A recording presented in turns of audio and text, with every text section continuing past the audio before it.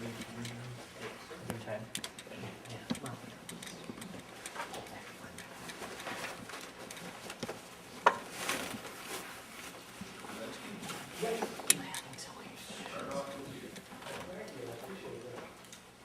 recording.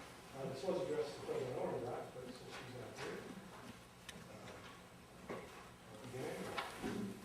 here, School board members and those concerned citizens in attendance, good evening. I'm Stan Kowinski, the father of Alex, a junior at South Lyon East High School. Also Sarah, a graduate of South Lyon High School, attending Central Michigan University. And Emily, also a graduate of South Lyon High School, attending Western Michigan University. My daughters and I thank you and the state of Michigan for providing them with the tremendous opportunities for knowledge, personal growth, and support, especially as Michigan Merit Scholarship recipients. I was taught that a good speech should always have 5 basic components: brevity, clarity, levity, repetition, and repetition.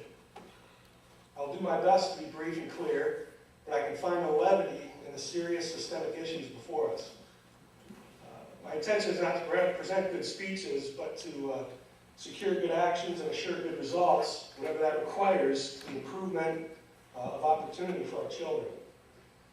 Since the opening of South Lyon East High School, there have been growing issues and concerns voiced by students and parents regarding the support of and written answers to requests made for information from the South Lyon East High School staff. Examples include requests concerning written report of the findings related to injuries of students playing football at South Lyon East High School, written report of the number of fights or other such acts and the actions taken to prevent future such acts, the method by which the school lunch menus have been changed, details specific to the recently and first time administered ACT Michigan Merit Exam, and many others. Based upon the, in my opinion, unacceptable and in some cases rude verbal responses and actions, or rather lack of actions, by the staff of South Lyon East High School, there appears to be a definite and purposeful attempt to eschew openness. Requests for information are met in various manners, from ignoring the request to providing verbal instead of written response. My question is, what is there to hide? This week is annual Sunshine Week, very apropos. Please allow me to read an excerpt from Sunday's Detroit Free Press. It's not a difficult concept. Public records that are paid for with public money, compiled for some public purpose and maintained as public property, ought to be accessible for public viewing. But over and over, in town halls and state capitals across the nation, public officials too often eschew openness in favor of secrecy, forgetting that they work for the people whose access they stall or block. As the annual Sunshine Week, calling attention to the importance of open government, kicks off today, state and local governments ought to take their cues on public records from President Barack Obama. In short order, the new president has made a bold statement about the free flow of information. One of his first official acts was to order that there be a presumption in favor of granting requests. South Lyon East High School and all of the South Lyon community schools request and receive from parents and everyone in this fine community our support in many forms, from tax monies to volunteering, and we in turn expect your support. As such, please allow me to read this letter addressed to President Orndorff, which outlines our current requests. I'll give it to you in her absence. I hope she is well soon. The following items are requested to be added to and immediately acted upon at the March 16, 2009 South Lyon Community School Board of Education meeting. That President Orndorff provide a detailed process through which students, parents, and others will obtain written information when requested from South Lyon Community Schools especially and specifically the process to be followed for and by South Lyon East High School. This should clearly detail the method, the person, the action, the time frame, the result, and the written confirmation follow-up of each request for information. As voiced in tonight's meeting, and in light of this being Sunshine Week, calling attention to the importance of open government and transparent utilization of taxpayer funds, this request is respectfully made. Item number 2, a joint panel be created to provide a comprehensive review of the South Lyon East High School ACT Michigan Merit Exam methods, processes, and outcomes. 2009 is the first year in which South Lyon East High School has administered this ACT Michigan Merit Exam.